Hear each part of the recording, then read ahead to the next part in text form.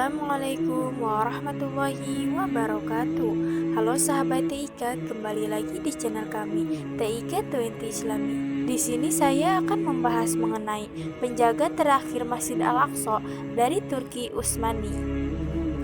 Dia menolak perintah untuk mundur meninggalkan Al-Quds dan kembali ke negerinya Turki karena Al-Quds berada di atas perintah dan instruksi. Beberapa dekade kemudian, ketika orang-orang bertanya kepadanya yang tetap berdiri tegap tidak meninggalkan tempat penjagaannya, "Kenapa Anda tidak kembali pulang?" Dia menjawab, "Takut kalau Nabi Muhammad SAW sedih karena dia meninggalkan penjagaannya terhadap kiblat pertama dan tempat suci ketiga umat Islam tersebut."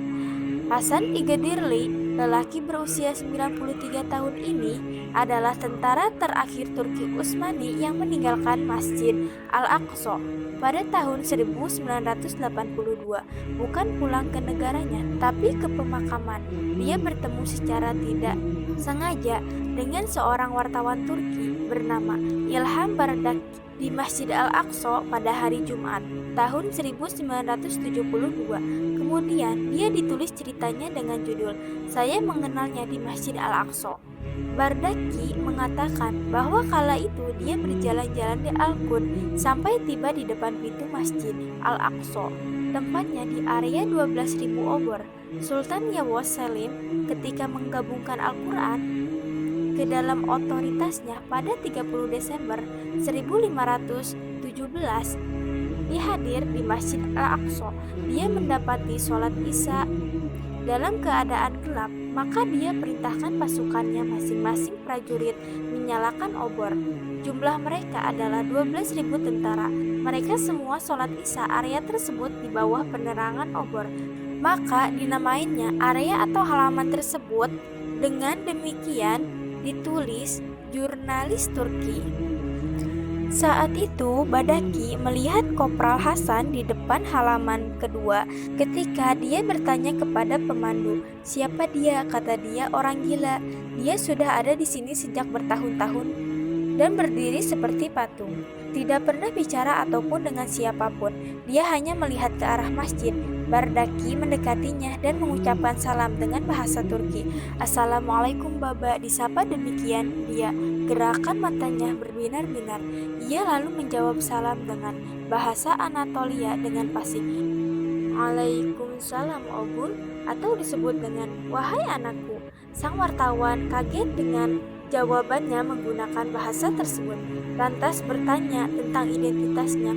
Tiba-tiba Kopral Hasan berkata, "Ketika negara Utsmani jatuh dan agar tidak terjadi penjarahan dan perampokan di kota Al-Quds, pasukan Turki meninggalkan 1 unit tentara sampai pasukan Inggris memasuki Al-Quds. Biasanya pasukan yang menang tidak memperlakukan unit tentara yang kalah, diperlakukan sebagai tawanan seperti ketika bertemu mereka. Saya bersikap keras agar supaya menjadi salah satu anggota unit ini dan menolak untuk kembali ke negara saya.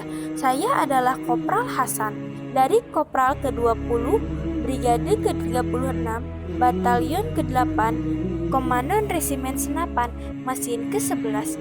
Kopral Hasan mengatakan, "Kami tinggal di Al-Quds karena kami takut saudara-saudara kami di Palestina akan mengatakan bahwa negara Utsmani meninggalkan mereka.